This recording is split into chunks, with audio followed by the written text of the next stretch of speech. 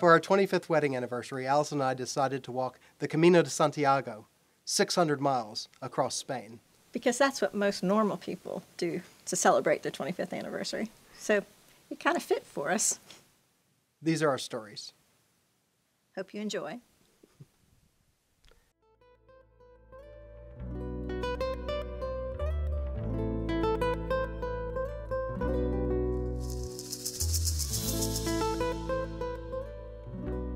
All authority in heaven and on earth has been given to me. Therefore go and make disciples of all nations, baptizing them in the name of the Father, and of the Son, and of the Holy Spirit, and teaching them to obey everything I have commanded you. And surely I am with you always, to the very end of the age. Jesus Christ, AD 33. With these words, Jesus Christ ascended into heaven and left his small band of 12 disciples on the eastern slope of the Mount of Olives. In obedience to this commission, each disciple went to different regions of the world, with the Apostle James, the brother of John the Baptist, making his way to Hispania, or Spain. James later returned to Jerusalem and was martyred by Herod Agrippa.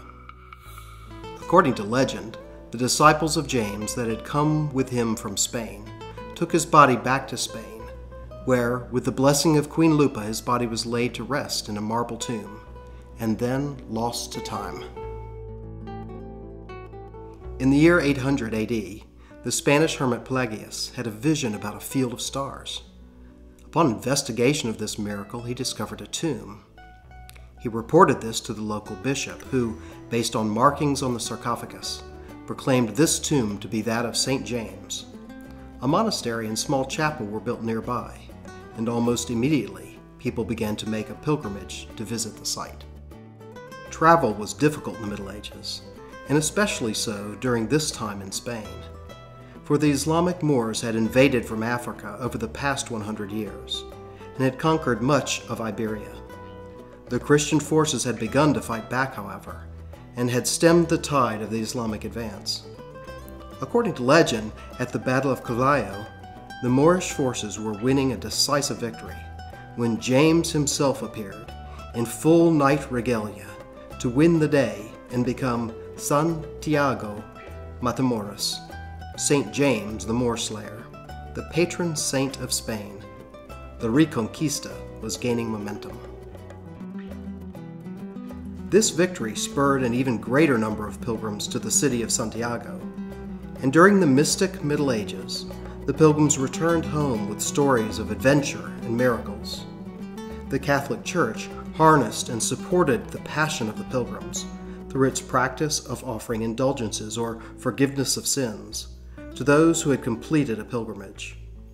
Upon arrival in Santiago, the pilgrim would present his credentials to prove his journey was genuine, and he would then receive a Compostela to validate his pilgrimage. The Camino has a long history, and its popularity has waxed and waned. At its high point in the Middle Ages, 500,000 pilgrims a year made the journey to Santiago. No small feat given the condition of roads and the dangers involved. Future American President John Adams, when en route to his appointment as an ambassador of France, was forced to land in Spain and make the rest of the journey to Paris on horseback via the Camino, of which he makes a vivid and mostly disparaging account. Even at this time, the Camino was in a state of decline. By the mid-1800s, the Camino had all but vanished. It wasn't until the 1950s, when a parish priest began to promote and rebuild the Camino, that its popularity began to rebound. And now it has exploded. In 2014, an estimated 270,000 pilgrims are expected to arrive in Santiago. The Camino de Santiago, or Way of St. James, is not one path but many. Many paths fan out across Spain in the general shape of a scallop shell, an enduring symbol of the Camino de Santiago. In fact, although the cathedral in Santiago is the end of the Camino, there's no beginning. In the Middle Ages, the beginning of the Camino was your front doorstep. Alison and I decided to begin our journey from Saint-Jean-Pied-de-Port in France, literally the village of St. John at the foot of the mountain, for the sole reason that it allowed us to begin our journey in France and cross the Pyrenees Mountains into Spain. This beginning point provided a major personal challenge and would allow us to walk all the way across Spain.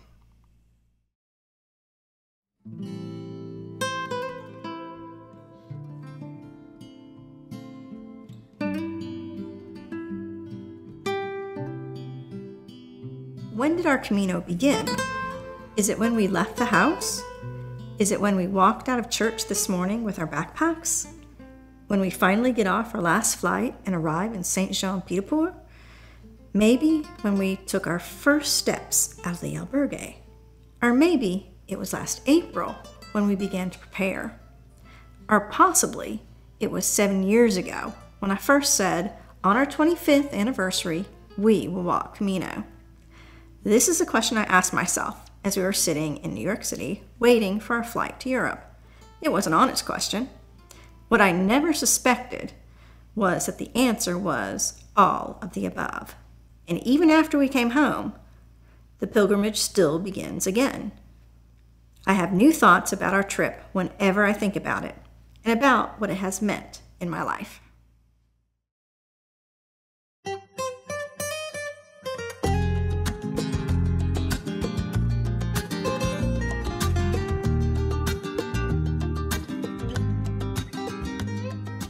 After landing in New York and finding the Emirates Lounge, we were able to relax during our layover. Now, before leaving on our trip, Isabel, our youngest child, had instructed us to open an envelope from all 3 of our children once we were in the air. Well, I have to admit that we both forgot during the first flight. Now, searching for something during the layover, we rediscovered the envelope and opened the note. Immediately, I knew by the handwriting who had actually written the note, but the contents were a prayer the older children had learned and used to close their youth group meetings every Sunday evening during their middle and high school years. It made me a little misty-eyed and warmed my heart.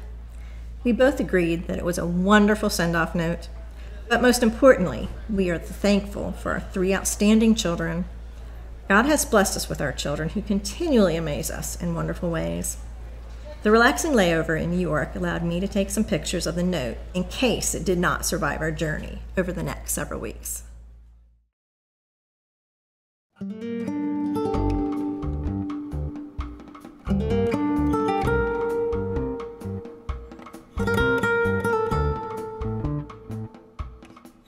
Before leaving for our trip, we contacted our pastors, Bev and Jeff Copley. We'd read that it's tradition for pilgrims to bring a small item with them to offer as a gift to people they encounter along the way. So we asked Bev and Jeff if they would like to make something for us to carry on their behalf. So their excited response confirmed that we were asking the right people for this favor. Bev graciously gave us 2 ceramic crosses that she had painstakingly made in a pottery class, and Jeff gave us 4 wooden crosses, since he loves woodworking, as my husband does. We were delighted with these gifts, which we were able to pack easily and be able to give to a few special people we met along the way.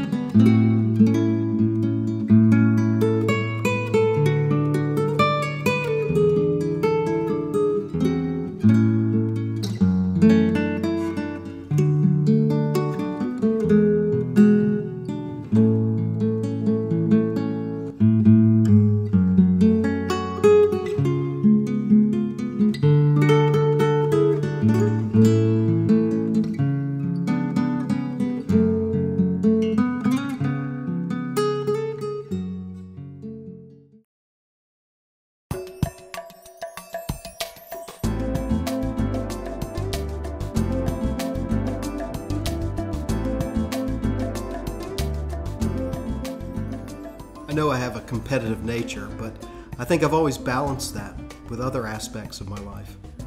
However, the Camino has a way of exaggerating your personality, and that was true for me. Although I didn't realize it until later on our trip, I definitely took our preparation and journey seriously. Allison and I had trained well, and we'd done an excellent job in heeding the advice of others, and we'd packed really lightly. So on the first day, one in which you ascend over 4,000 feet, Hello, Allison. Allison and I found ourselves making good time and passing most of the other pilgrims. We've been walking relatively fast. We jumped ahead of a bunch of a German group of about 18. Looking back, I can say that it was with no small feeling of pride that I walked past the other struggling hikers. It actually isn't as hard as I was fearing, I guess. Something inside me gave a small pat on the back for a job well done, and a feeling of accomplishment with each person we passed. I felt like I was winning, and it felt good. However, when we stopped for lunch, some of those people walked on and made their way past us. Watching them pass, I felt myself getting impatient. A small feeling of irritation and even unfairness floated through my mind. Even a tiny feeling of panic set in. We're losing ground. My mind didn't care, and my body certainly enjoyed the break. But somewhere inside, I was restless and wanted to move on. Over the first 2 weeks, this feeling regularly came over me. The joy of getting up and walking just a bit earlier than others, walking just a bit further, eating lunch a bit faster, they all gave me the satisfaction of winning a race. Similarly, when we stopped for a café con leche, and the line was long, when Allison needed to stop and adjust her boots, when our pace slowed, that small twinge hit me. We're falling behind again.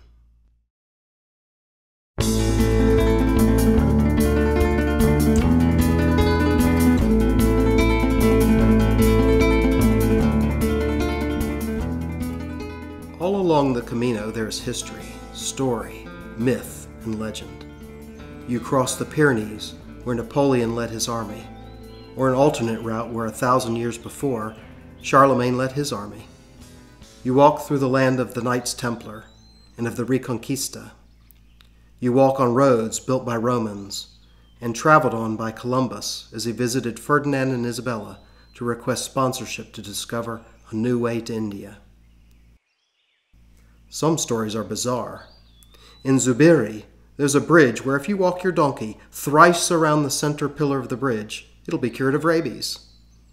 In Roncesvalles, there's a white cross that offers protection from the witches that live in the nearby woods. Some stories are romantic. When you cross the bridge into the town of Hospital de Obrigo, you will cross where for 30 days a medieval knight challenged all mounted passers-by to knightly combat. No fewer than 177 lances were broken. One rider was killed and 11 wounded. This act of chivalry was all spawned to allow the unfortunate knight to reclaim his honor after being jilted by the love of his life.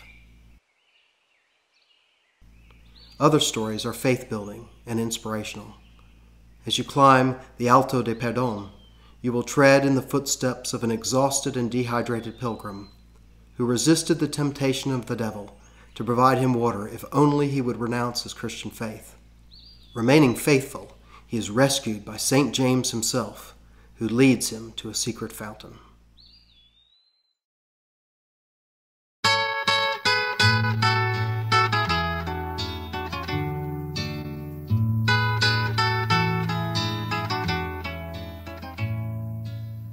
All pilgrims along the Camino know about pilgrims' dinners. At most stops along the way, either the albergue or nearby cafe offers a pilgrim's dinner.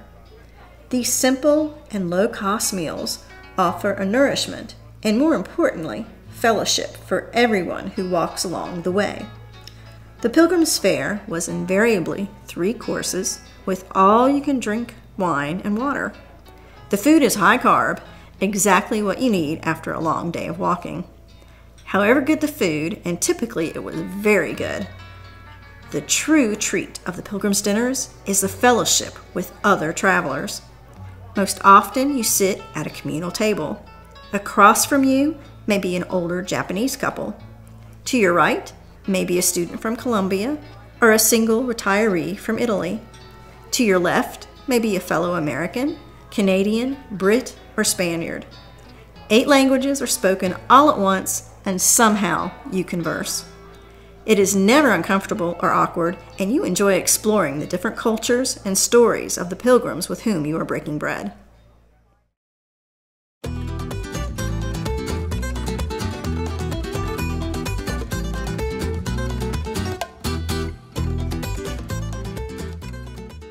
The Camino takes you through the area of Spain called Rioja.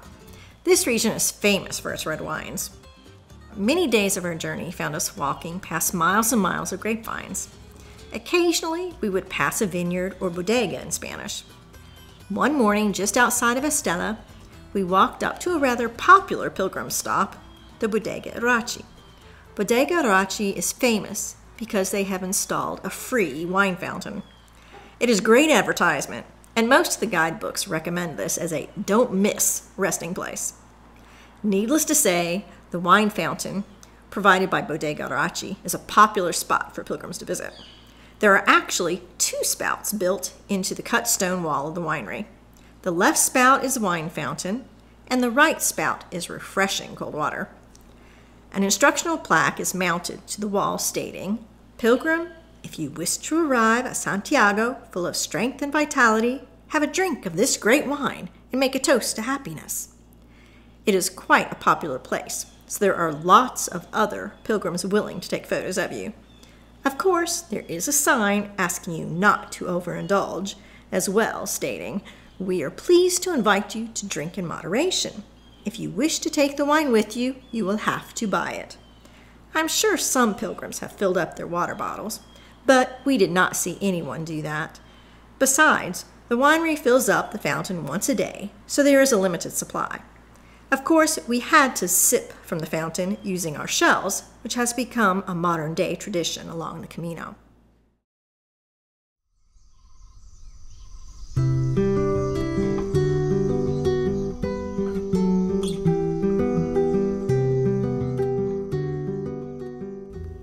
On the 3rd day, on leaving Pamplona, Allison began complaining of foot pain.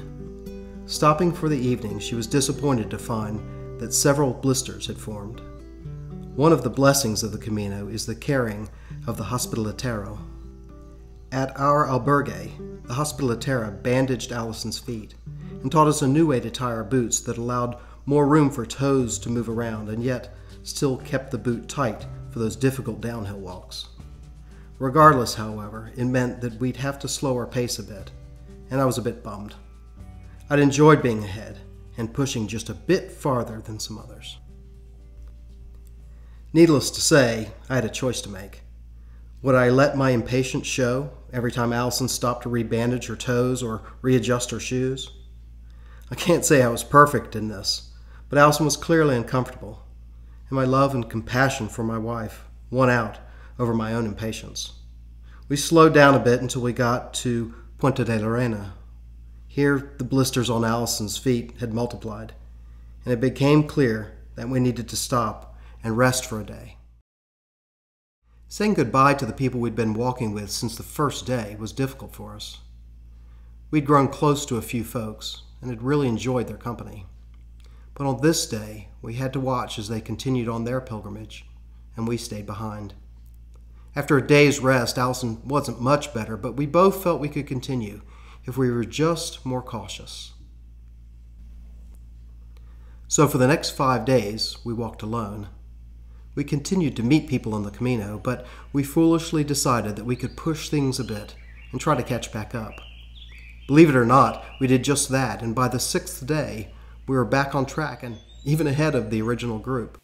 But this is where the real trouble began. I had found that I was much more comfortable walking in my sandals instead of my hiking boots. Now that, in combination with the terrain and long days, took its toll, and I began noticing my ankles hurting and swelling in my feet as well, in a way not related to the ever-present blisters. As we walked into the city of Burgos, we slowed to a crawl. I was in real pain, and we began to get very concerned that I had developed stress fractures or some other more serious problem. So once into the city, we took a cab to the hospital ER. An adventure in itself, the hospital trip proved no stress fractures, but did confirm that I had developed tendinitis, the treatment of which is rest for 3 to 5 days and sometimes months. Our Camino was in danger of being prematurely ended. Now, the next 2 days were difficult. We struggled with what to do, and boredom kicked in. It's hard to describe, but after having your days filled with walking, sitting around, even in a beautiful place, was tiring. There were things to see, of course, but all involved walking. The evening of the second day of rest, we talked about if we could go out for dinner, and we decided to do so. Agreeing, we began the short 10-minute walk from the hotel to the restaurant area. And after only 5 minutes, I had to stop. The pain was just too intense. We both felt bad and began to realize that we'd likely have to go home, abandoning a journey that we'd prepared for over a year, and one that had started out with such promise. That evening, we called Sarah, Nevin, and Isabel, and even Mark's boss, to let them know that we were likely to be home in days. We toyed with the idea of splitting up, and me either bussing ahead and Mark continuing alone, but the advice of most others and our hearts told us that that wasn't really the right answer. And Nevin wisely counseled, well, if you're on this trip because God told you to go, Dad, you must continue, even if you go alone. But if you're on this trip to spend time together, then you must stay together. Although we had dedicated this trip to prayer, and it certainly had a spiritual element for both of us, the latter was truer. This was our 25th anniversary gift to each other, and we had to do this together. That knowledge made the decision easier to make, but did not lessen the pain and angst of having to abandon the pilgrimage. But we went to bed that night, fully intending to pack our bags and begin our journey home. In fact, that is what we did. The next morning, after sleeping in late and talking things through one last time, we packed our backpacks, checked out of the hotel, and began a slow walk to the train station to catch a train to the airport. Frustratingly, we'd already heard that the only train from Burgos that got us to the airport would not leave until that evening. So we had one additional day of sitting around ahead of us, so we went to a nearby park.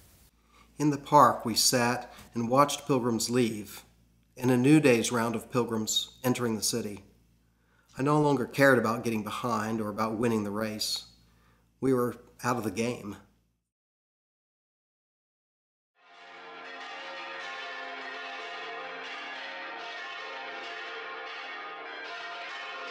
We decided as our last day to try and at least tour the magnificent Cathedral of Burgos.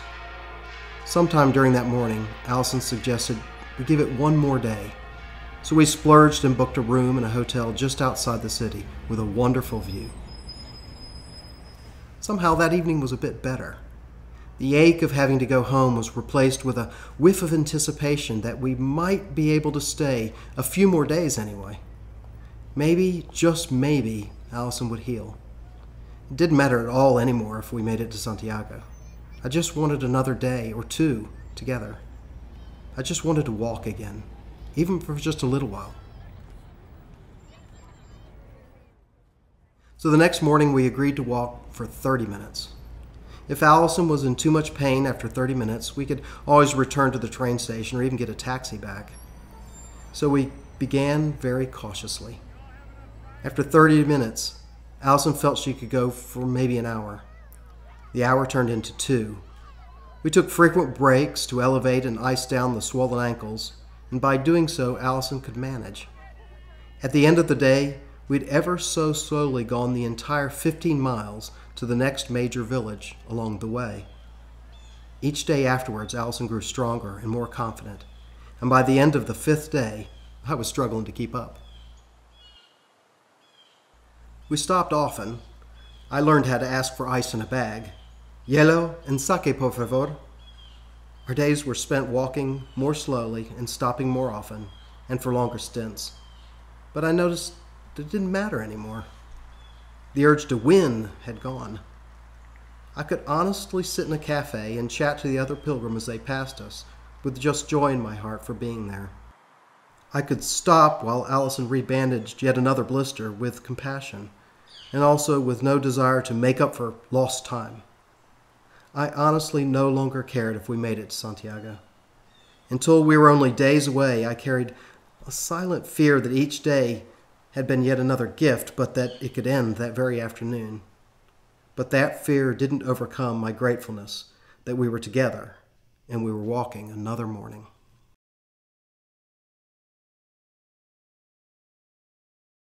I've mentioned that I've had this competitive streak.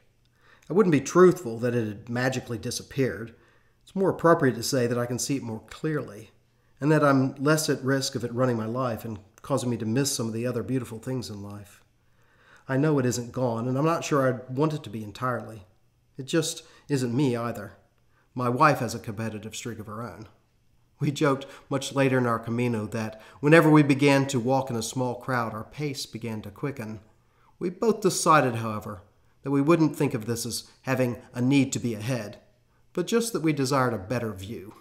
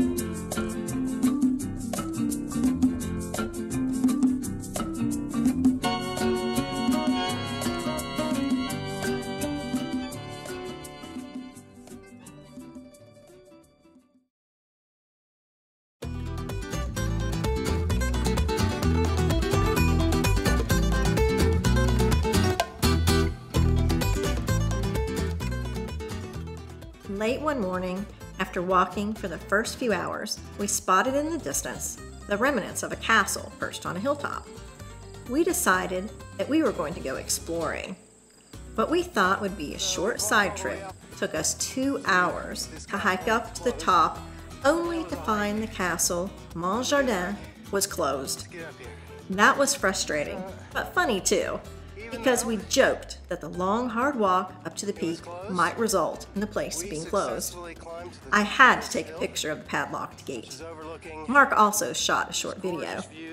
Our lesson was to recall that on Mondays, many places are closed, and yes, it was a Monday. But the views were absolutely spectacular. It was fun to see where we had started first thing that morning, and also to be able to see where we would finish up for the day. Having a good sense of humor is always helpful, especially when things do not turn out as you anticipate.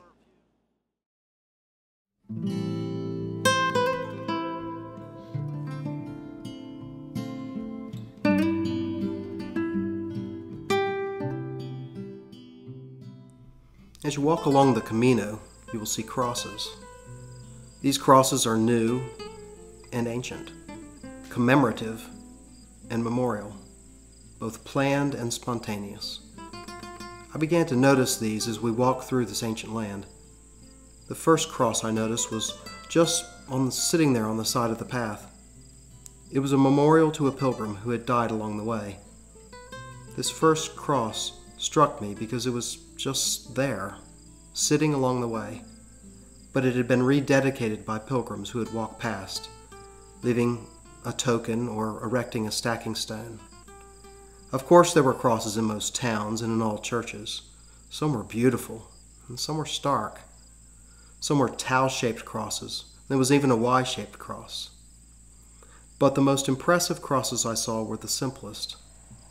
Along the way, you would occasionally walk adjacent to a major highway. Typically, a chain-link fence separated you from the highway.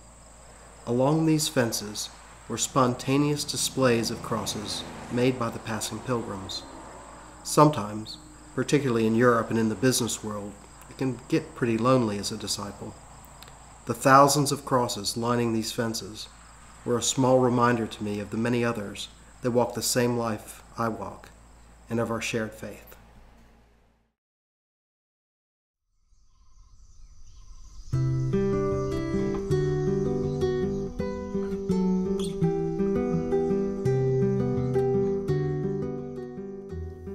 It seems like every town in Europe has a story. It's one of the things I love most about traveling there. The town of Santo Domingo has two. The town's namesake, Domingo Garcia, was born in 1019 AD. He had tried several times to join the Benedictine monks, but was turned away, and he lived the life of a hermit in the forest near the Oa River. Seeing the plight of pilgrims, Dominic cleared a portion of the forest and built a causeway by the river. This project, as well as a hospital, a church, and a drinking well, were all built to serve the pilgrims on the way to Santiago. After his death and subsequent sainthood, the town of Santo Domingo de la Calzada, St. Dominic of the Causeway, was founded. Some 300 years later, a German teen and his parents were traveling through Santo Domingo. The local tavern owner's daughter fell in love with the teen, but he refused her advances. Scorned, the maid hid a chalice from the cathedral in his satchel and then notified the authorities. Being convicted of a capital offense, the young lad was hanged. The grieving parents continued to Santiago, and on their return visited the corpse of their son, still hanging in display. Miraculously, the boy was still alive. Running to the constable, the parents interrupted his dinner with a wild story of the miracle. The constable exclaimed, "You're mad! Your boy is no more alive than this chicken on my plate." Immediately, the reanimated chicken jumped to its feet and ran out of the constable's house and into the cathedral. To this day, a live chicken is kept inside the cathedral, reportedly a direct descendant of the miraculous chicken from legend.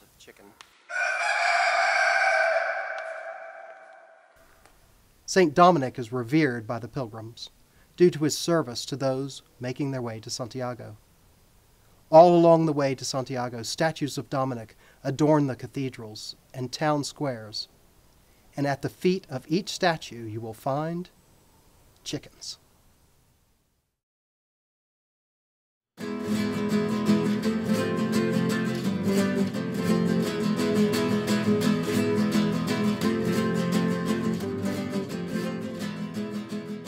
Because we had lost a few days waiting for my ankles and feet to recover, we thought we'd walk right through the little town of Sahagún. Apparently, we stumbled into the beginning of a weekend festival celebration. At the town information center, which also doubled as the albergue, the volunteer told us it was Fiesta, which kicked off with a parade of tall characters who handed out candy to children. We did not understand what the characters represented, and thought the wolf, in particular, would scare most of the children. When we asked about all the fencing that we noticed along the side of the streets, the volunteer at the information center told us that that was for the running of the bulls later in the day, and anyone could join. At this point, my husband and I had very different responses to that tidbit of information. Mark's eyes lit up with excitement, and he repeated the catchphrase, "Anybody?" My response was to close my eyes and hang my head, resigning myself to the fact that my crazy husband would indeed be running with the bulls. And yes, he did just that. Thankfully, all he received from the experience was an adrenaline rush, and I did not have to use his passport to identify his body, as he so eloquently phrased it when handing me all his identification papers just prior to running.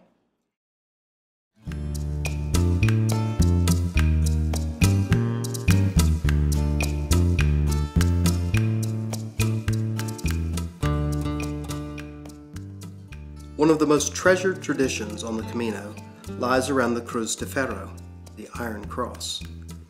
At a high point in the Cantabrian Mountains, a small iron cross has been erected on top of a 40-foot mast. The cross was erected in the 11th century, and traditionally each pilgrim brings a rock from their home that represents a burden that they are carrying. Upon ascending to the peak, the pilgrim retrieves the rock from their pack and lays it and their burden at the foot of the cross. The tradition developed spontaneously, but has its roots in the Middle Ages, where pilgrims were asked to contribute to the building of the Cathedral of Santiago by carrying building stones from a nearby quarry to the cathedral site. At our home in Roll Hall, we have several gardens. Over the years, we've lined them with a border of rocks that we've cleared from inside the garden. Alison and I have been amazed at how the gardens seem to grow rocks, sometimes even better than they grow plants. Alison brought a rock from our garden that symbolized our home and the struggles that we faced together. For my part, I brought a rock from the summit of Pilot Mountain that symbolized our preparation and our journey toward the Camino. I'd collected it last fall when our whole family had gathered together to celebrate my mother's 90th birthday. Neither of these rocks represented true burdens that we carry. Long ago, Alice and I left our spiritual burdens behind and began trusting in the grace of Christ. But we still wanted this site to be a part of our Camino, and we brought these along so that we could participate in this ancient tradition. Alice and I added a bit of personal humor to this solemn ritual. All along the Camino, the food is wonderful, but it is heavy in meat, bread, and starches. Vegetables are rare. By this time on our pilgrimage, Alison was craving veggies. A few days before we'd reached Cruz de Ferro, we'd shopped at a small tienda where Alison spied a can of peas. "Oh, peas!" she exclaimed. Since I typically carried our food for the day, my first thought was the burden that it represented. "Do you know how much canned food weighs?" I replied. But the thought of some green vegetables did sound good, so we added them to my pack. At lunch, I asked Alison, "Would you like your peas?" "No thanks," she replied, "not today." As it turned out, the right opportunity to eat that can of peas didn't occur for the next 3 days either, and it became a bit of a joke between us about the peas becoming a burden that I was carrying. When we reached Cruz de Ferro, I gave Alison the can from my pack, and she dutifully laid that burden down, as well as her stone. On a more solemn note, it was clear that although our hearts were light, others truly did carry burdens. At the foot of the cross were not just rocks, but pictures of children who had died too young, as well as loved parents and siblings. Tear-stained notes in 100 languages had been tied to the cross, along with mementos of personal significance. The whole scene was somber and reminded me of the blessings that I have in my life.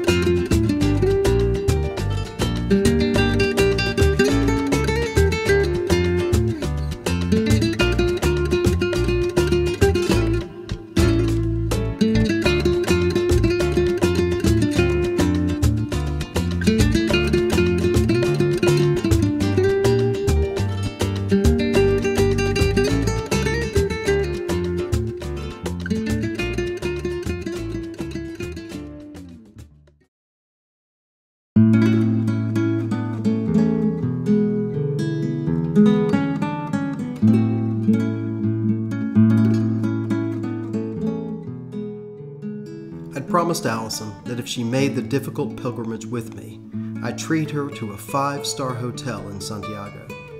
True to my promise, after arriving in Santiago, we checked into the Parador Santiago, a beautiful building with an unusual history of being a royal hospital and even an insane asylum. But before we arrived, we visited the pilgrim's office and presented our stamped credentials that documented our journey. The credentials were inspected, and we received our official Compostela. We were doubly blessed by the timing of our arrival, as it happened to coincide with the 800th anniversary of the Franciscan order, and a special Compostela was issued. The next day we attended the Pilgrim's Mass at the cathedral, where a 5-foot-tall incense burner, the Botafumerio, was lit and swung over the pilgrims, continuing a tradition of both blessing and fumigating the smelly and likely disease-ridden pilgrims.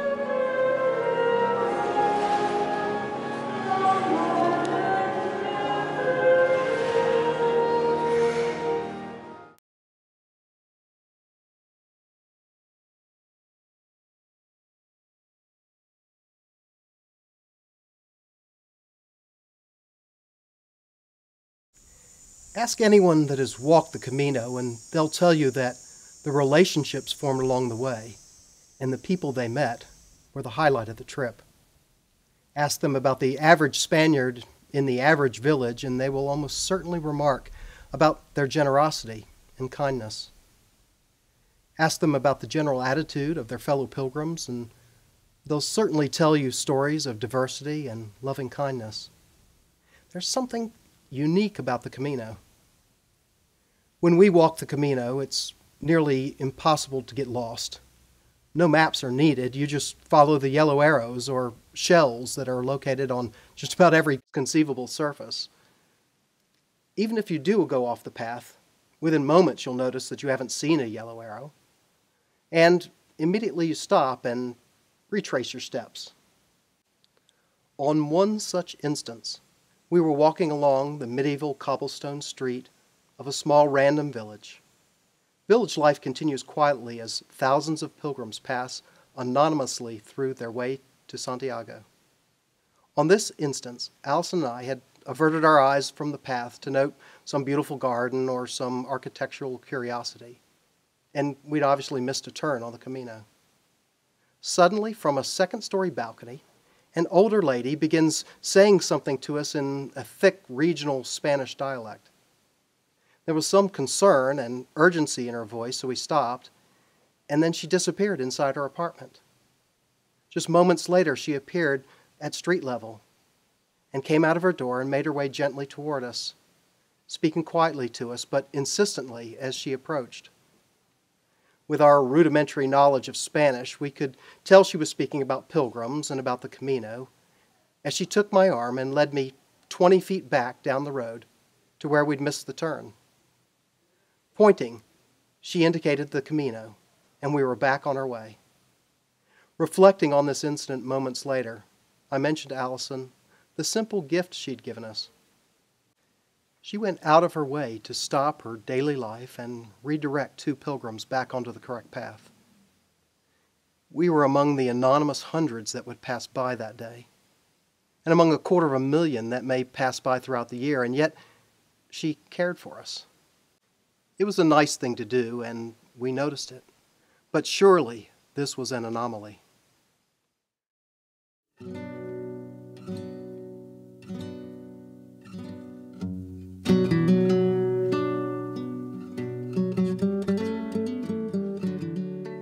About 10 days later, we were walking along a desolate portion of the Camino. It was a hot day, and there was no shade to speak of. The air was drier than normal, and Allison and I had gone through our water more quickly than we were used to. Up ahead was a small shack. A pile of abandoned brick rubble is probably more accurate. It was clearly an abandoned structure, one of many that were scattered all across the countryside. But this one was a bit different. Adjacent to the structure was this brightly painted fruit stand. Approaching the stand, we were pleased to find some fresh fruit, including sliced watermelon as well as fruit juices, sandwich bread, fixings, condiments.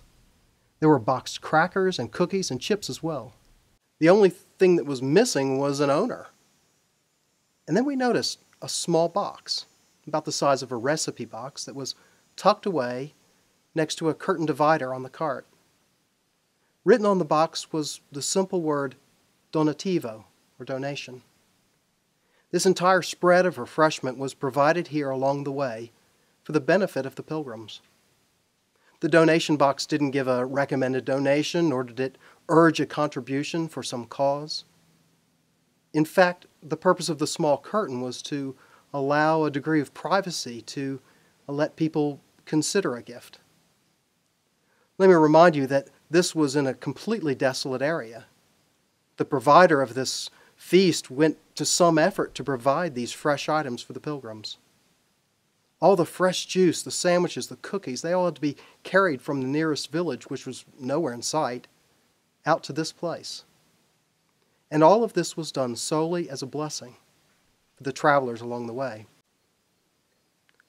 I have to tell you, my heart was struck. The first time we ran across this providence, I felt somewhat suspicious. Certainly, there must be some catch. The second and third time, however, you begin thinking, well, there certainly are some generous people along the way. But then you begin to notice things. You notice that this sacrificial giving is part of the Camino itself.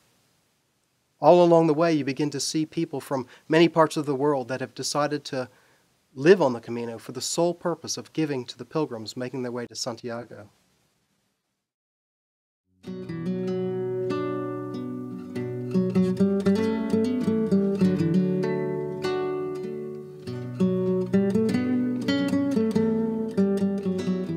The lessons I learned while walking the Camino were not what I expected or even wanted to learn. Having patience with myself, laying down my fear of what to do next in life, and allowing others to use their gifts to help me are all lessons that will stay with me forever. The peace of realizing these life lessons brings contentment, comfort, and happiness. Now, being patient with others comes fairly easily to me, but having patience with myself is a completely different matter, and I was not aware of this wide gap until this trip. During our hike, I suffered from blisters starting on day 3. I never knew blisters could form under toenails, and yes, that is as painful as it sounds. I learned from experience that taking care of any uncomfortable spots immediately was wiser than allowing more blisters to form. Too bad we did not buy stock in Compeed, a European blister Band-Aid, before we left home, since we purchased over $200 of it.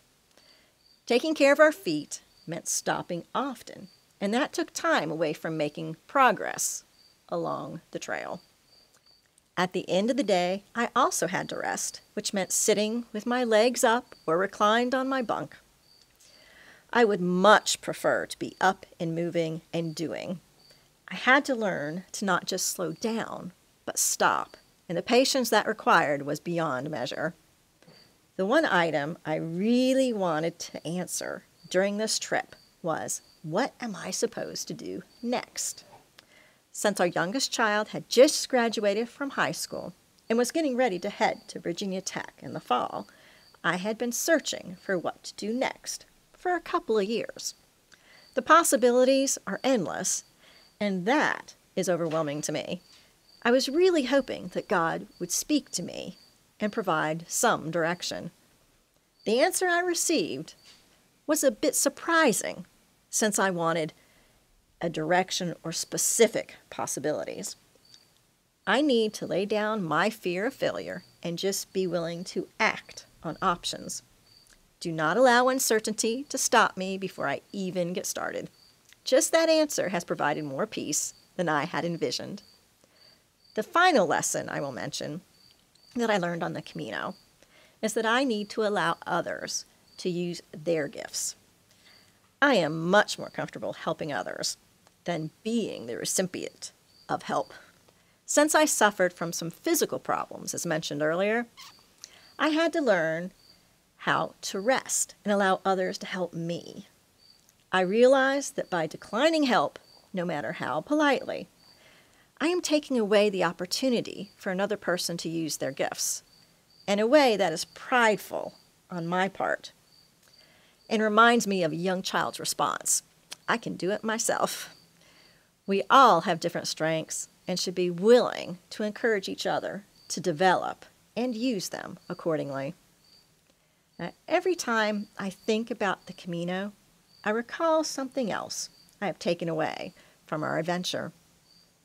It was an incredible journey that my husband and I were able to complete together. We will always have fond memories of our crazy 25th anniversary celebration. Hopefully, I will always remember and apply the lessons I have learned from it as well.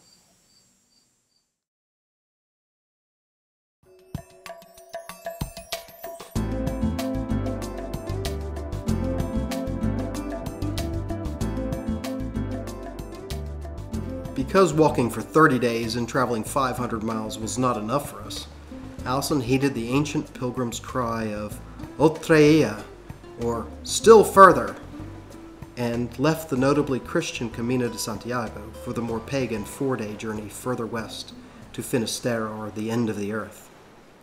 This less traveled portion of our journey was a nice time of relaxation and decompression after the build-up to Santiago.